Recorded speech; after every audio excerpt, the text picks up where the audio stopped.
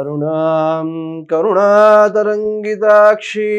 ధృతపాశాంకుశపుష్పబాణచాపాం అణిమాదిభిరావృతాం మయూఖైః గురురిత్యేవ విభావయే భవానీం అహమిత్యేవ విభావయే భవానీం.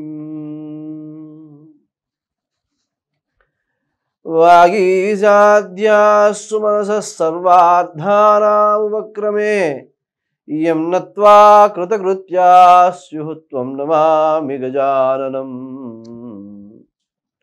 దోర్భిర్యుక్తా చతుర్భిస్ఫటికమణిమయీమక్షమాలాం దదానాం హస్తైనైకేన పద్మం సితమపి చ సుఖం పుస్తకం చాపరేణ భాసా కుందేందు శంఖ స్ఫటికమణినిభా భాసమానా సమానా సా మే వాగ్దేవతేయం నివసతు వదనే సర్వదా సుప్రసన్నా.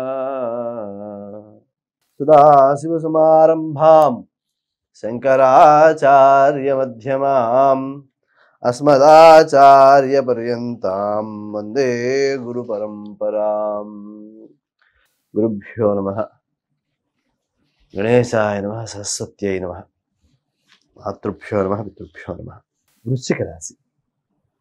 ఈ రాశి వారికి ఆదాయం 8, వ్యయం 14, రాజపూజ్యం 4, అవమానం 5. వీరికి ఆదాయం బాగానే కనిపిస్తోంది కానీ వ్యయం ఎక్కువ కనిపిస్తోంది. కాబట్టి పెట్టుబడుల కోసం ఏ విషయాల్లో దీర్ఘకాలికమైన స్థిరాస్తుల మీద పెట్టే పెట్టుబడుల విషయంలో ఆసక్తి చూపించాలి. అనుకోకుండా వచ్చే ఖర్చుల్ని అధిగమించడం కోసం ప్రయత్నం చేద్దాం అనుకున్న వారు దాన ధ్యానం ఎక్కువగా చేయాలి. ఈ దాన ధ్యానం ఏమిటి అంటే జనని కనక వృష్టిం దక్షిణాం తర్పయామి. అమ్మవారికి కనక వృష్టిని దక్షిణగా సమర్పిస్తున్నాను అని భావనపూర్వకంగా మంత్రం చేయడము. కనీసం మంత్రం చేసేటప్పుడు 1,108 సార్లు చేయమంటాము. అయితే ఈ భావనపూర్వకంగా చేసేటప్పుడు సమయం తక్కువ ఉన్నా సరే భావనపూర్వకంగా చేస్తే 108 సార్లు చేసినా 3 సార్లు చేసినా చాలా మంచి ఫలితం వస్తుంది. అలానే తక్కువ సమయం భగవంతుడి కోసం కేటాయించి పనుల కోసం ఎక్కువ సమయం కేటాయిస్తాము అంటే ప్రయోజనాత్మకం కాదు.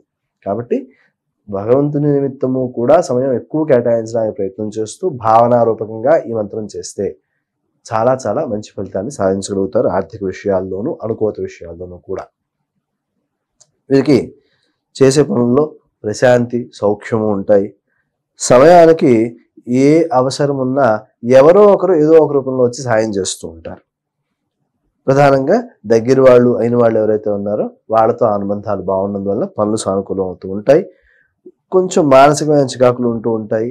కొద్దిపాటి నష్టాలతో లాభాలను కూడా బాగానే ఆర్జించగలుగుతారు.